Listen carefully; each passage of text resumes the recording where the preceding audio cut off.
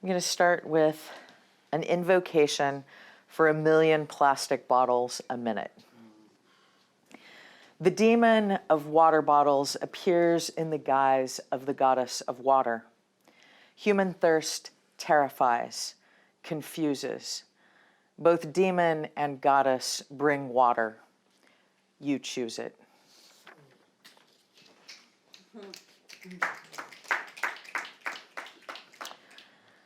From the window of a San Francisco public school, iconic skyline, jagged teeth muzzled by a chain link fence. Who will this city eat next? The teacher evicted, the family sleeping in their car. Will it be me? Silver tongues of freeway lick around us, hungry.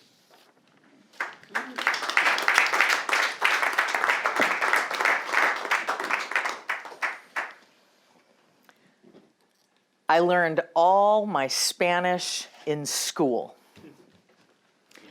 I never tried to pass for white, but I have been passed because it's good to be white in America. And mother knows best to give a not quite white baby white names that don't explain such dark eyes and such tight curls. My name never stopped mean girls hissing gringa cola prieta and guerra and taco, brown on the inside and not quite white on the outside. You would not believe how white people talk about other people when they think you're white. How it's more polite to say Spanish instead of Mexican. And the subtle shift in tone. When your Mexican is discovered, your tortilla is uncovered. I never tried to pass for white, but I have been passed because white people who like me want to give me the benefit of the doubt. Damn. Let me tell you, sister, there's nothing like white privilege, and my mother knew it. So when people would ask her, "Are you Italian or Greek?" she would laugh and say, "Good guess." So disappointing. Such dark eyes and such tight curls fail to fit in. Not white, not Mexican. I have been passed. I identify as white trash. My mother is Mexican, but her family doesn't mind. Porque no hay indios en la familia. And since I learned all my Spanish in school, it was years before I understood. It's good to be white in America. Damn.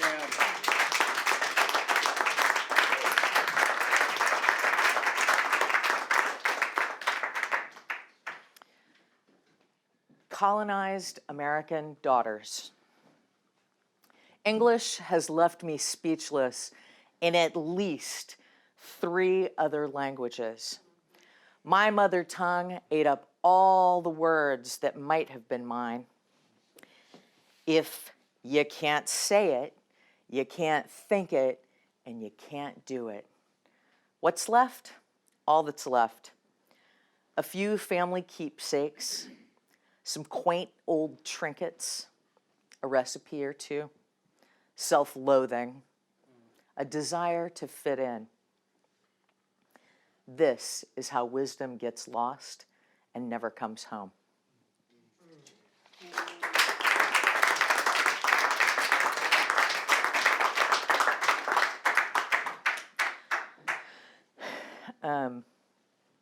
This is called Assimilation, and it's dedicated to Silvia Rivera Cusicanqui, who is a Bolivian professor that I heard a lecture from a couple, 3 years ago.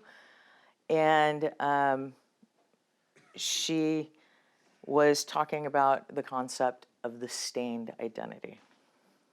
Assimilation. We don't write history books in America, but mythology that uses all the people, native, enslaved, colonizer, as characters, as symbols, to tell stories that never happened, to tell lies we believe are true. This creates our stained identity. We are colonized and colonizer. We are the manipulated children of capitalism's success, stripped of knowledge and compassion for our own families. We are the ones who can take a joke.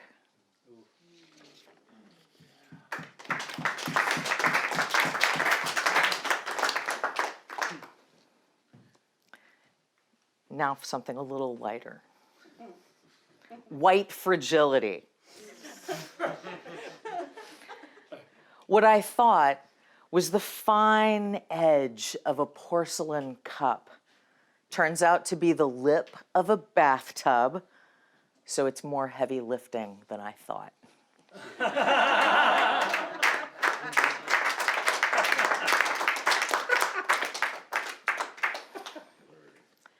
Peluchino. I'm hyper aware of everything. Now I know how close death has come. I'm the next generation to go, and I see how my parents, they tried. Then my mom died. That's a life changer.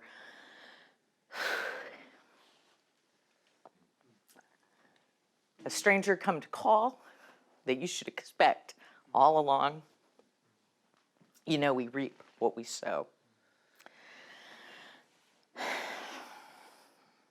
Our lives are part of these larger cycles. But it's our human specialness that gives us denial. We pretend it won't happen to us until we can't. Denial has shaped my life. Denial of my experience, of my heritage, of my hair. Couldn't be that. And the flexible features of my face. Now, the facts are discovered like a new world that was already there. An old document, my mother's grandmother's birth certificate from Mexico, with ugly old-fashioned words. De chino, an abbreviation of cochino, because the hair curls like a pig's tail, tracing African descent. The facts change almost nothing, except I know I'm not crazy like everybody always said when I told them what happened to me.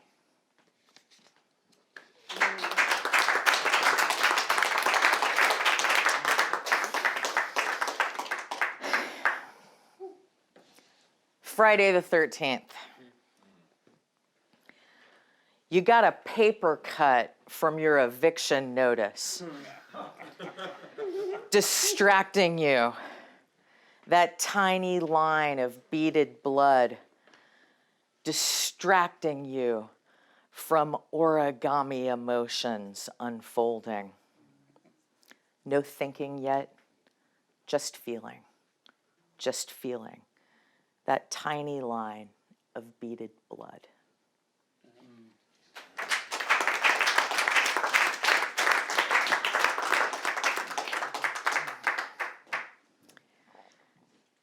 After a summer spent apart, the refrigerator rosé is past its prime, but it's okay. We drink it anyway. We're used to California wine, and this is French, so we pretend it tastes like it should. We sip between tart kisses. I missed you, and I'm so glad you're home.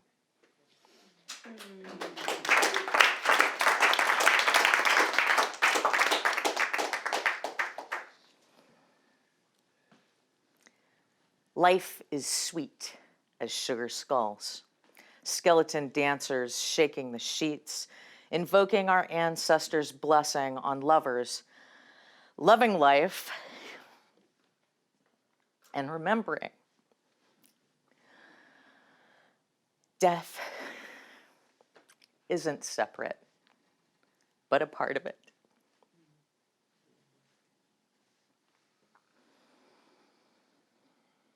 Artifacts of other people's memories of us on altars, glowing in the dark. A walk in the park, the bright moon. I wonder what will be left of you, of me, of us.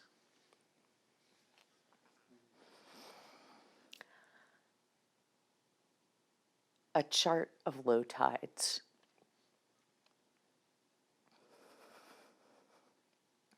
An overdue library book. Soft, soft cotton sheets.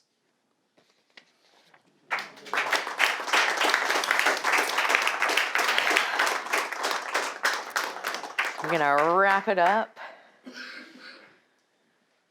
with the internet is not enough. So maybe someday I'll have a ham radio, even though I'm vegan. Maybe I'll find new friends right around the world. I'll tune in to New Zealand or the Philippines, to London or Pensacola. We'll talk and talk and talk some more. Maybe we'll figure out how to get along. Maybe we'll open our ears to new songs, new ideas. Maybe we'll open our hearts, wide stretched like wings that glide. Maybe we'll open our minds. Thanks, y'all. Thank you very much.